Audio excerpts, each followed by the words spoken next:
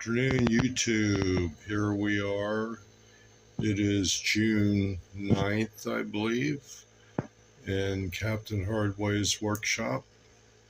I have the Aeroscout, which will be unveiled as Return of the Phoenix after the crash.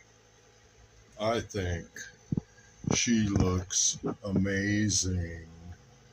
This thing was broken right here, back along. The whole tail section was off. The nose was off. The canopy has a section here that I replaced. Was busted and lost for half a day, and I went and found it along with the other half of the fuselage that was also there.